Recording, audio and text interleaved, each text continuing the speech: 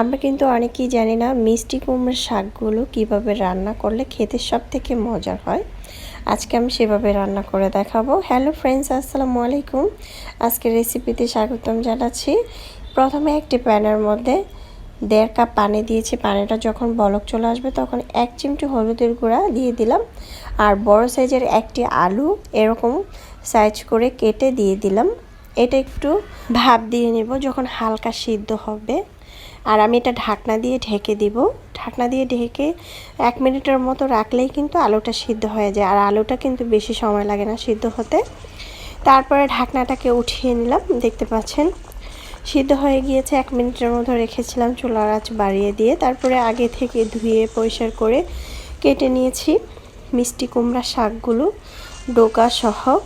এটা কেটে আমি চালনি ছেঁকে রেখেছিলাম আর কিছুক্ষণ শাকটাকে ভিজিয়ে রেখেছিলাম। অনেক সময় কিন্তু শাকের মধ্যে পোকামাকড় থাকে, তাই কিছুক্ষণ ভিজিয়ে রাখলে কিন্তু পোকামাকড়গুলো পানের মধ্যে থেকে যায়, মানে নিচে পড়ে যায় মরে। তাই অবশ্যই শাকটাকে আগে প্রথমে ধুয়ে পরিষ্কার করে চালনে ছেঁকে রাখবেন আর ভিজিয়ে রাখবেন। দিয়ে দিলাম 7-8টা কাঁচামরিচ, ঢাকনা দিয়ে ঢেকে রেখে দিলাম। ঢাকনাটাকে এখন উঠিয়ে নিলাম।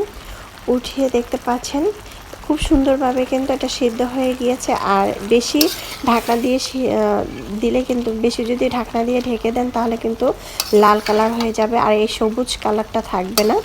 শাকের সবুজ কালারটা থাকলেই কিন্তু খেতে অনেক বেশি মজার হয়, দেখতেও সুন্দর লাগে। তারপরে ওই প্যানটার মধ্যে আমি 2 টেবিল চামচ তেল দিয়ে দিলাম, রেগুলার রান্নার তেল। আপনারা যে কোনো তেল দিয়ে কিন্তু এটা তৈরি করতে পারবেন, চাইলে সরিষার তেল দিয়েও এটা তৈরি করতে পারবেন।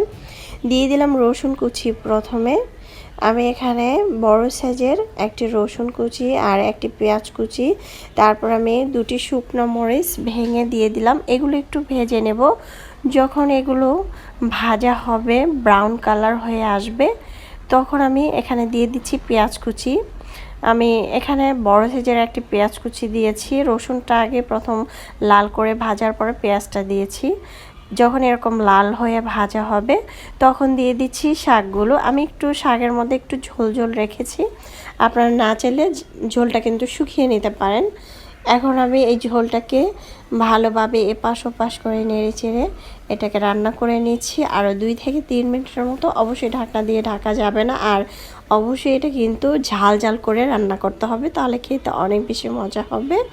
তারপর আমি একটি বাটিতে পরিবেশন করে নিয়েছি। মাশাআল্লাহ, দেখতে যেমন সুন্দর হয়েছে, খেতেও কিন্তু আলহামদুলিল্লাহ। এরকম একটি রেসিপি যদি আমাদের দুপুরবেলা গরম ভাতের সাথে থাকে, সবাই কিন্তু চেটেপুটে খেয়ে নেবে। আমার বাসায় সবসময় আমি এই ধরনের রান্নাগুলো করে থাকি, চাইলে আপনারা ট্রাই করে নিতে পারেন। ঝটপট ভীষণ মজা হয়েছিল। এখন কিন্তু আমি গরম গরম ভাতের সাথে পরিবেশন করে নিয়েছি। এরকম একটি শাক রান্না যদি থাকে তাহলে কিন্তু বাসার সবাই চেটেপুটে খাবে আর শাকসবজি খেয়ে কিন্তু সবাই সুস্থ থাকবে। রেসিপি ভালো লাগলে চ্যানেল সাবস্ক্রাইব করে লাইক দিয়ে পাশে থাকবেন। দর্শক বেশি বেশি ভালো থাকবেন, খাবার কখনো